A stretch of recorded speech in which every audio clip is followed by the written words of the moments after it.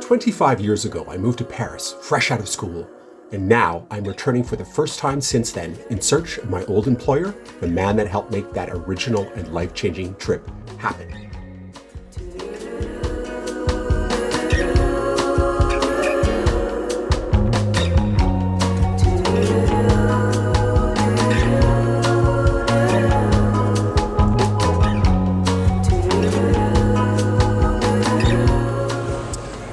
August 1999, I arrived into Paris at the very young age of 18. It was my very first overseas experience, and I was here because a wonderful fella named Manu invited me to come and work at his cafe.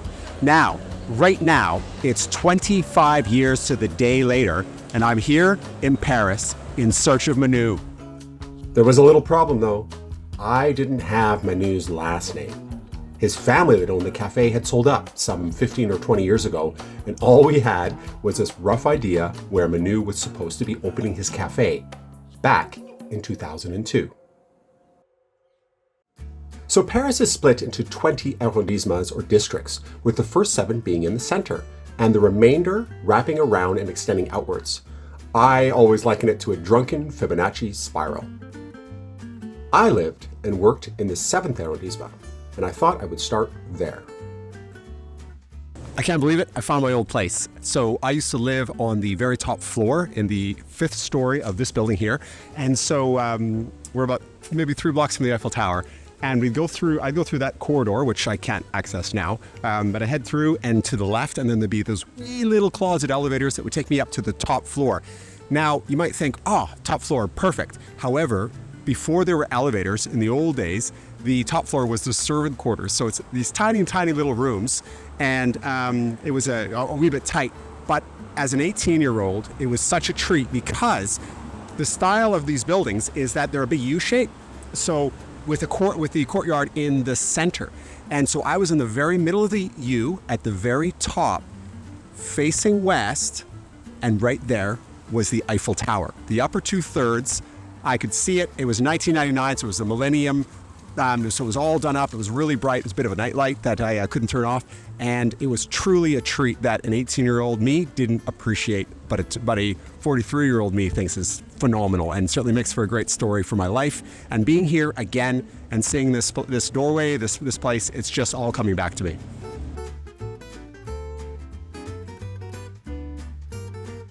So I just walked around the corner, and there it is. So you have the idea of what I would have been the great burden that I had back in the day.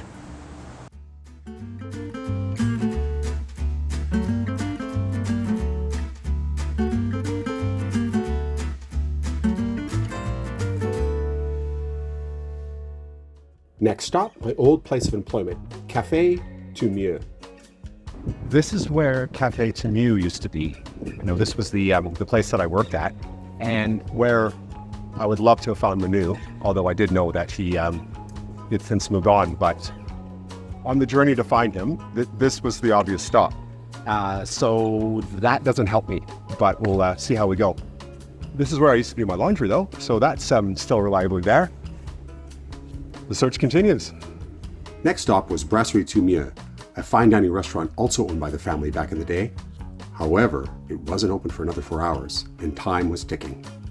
Popping into a business across the way to see if they had any idea, I was told that there was also a hotel that had been owned by the family back in the day. This would be my next stop. So I've just got into Hotel Tu Mieux, and they've given me the number of Manu's uncle. So I have to find somebody to translate to call him for me, but progress is being made.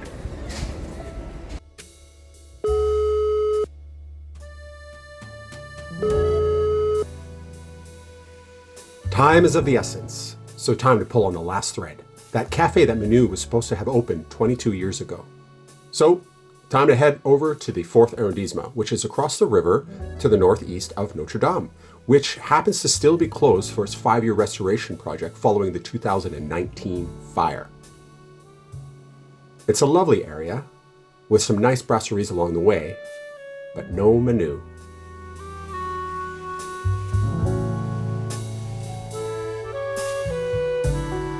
tried Manu's uncle again, and success this time. Between him and Manu's brother-in-law, they were able to give me his phone number as well as some very interesting news.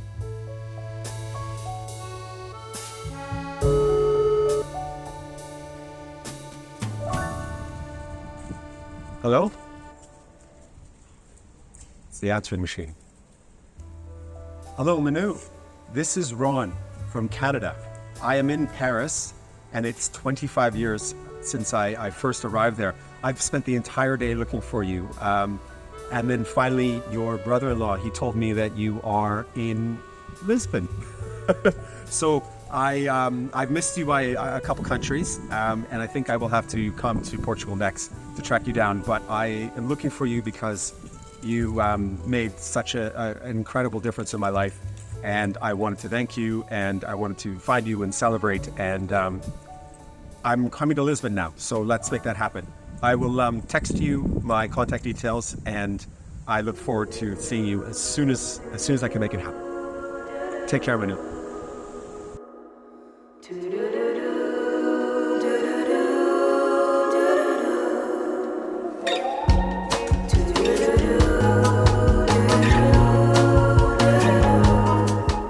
Yesterday's search for Manu did not turn out the way I expected. By the end of the day, I managed to reach out to him, and he was not in Paris, but instead in Lisbon.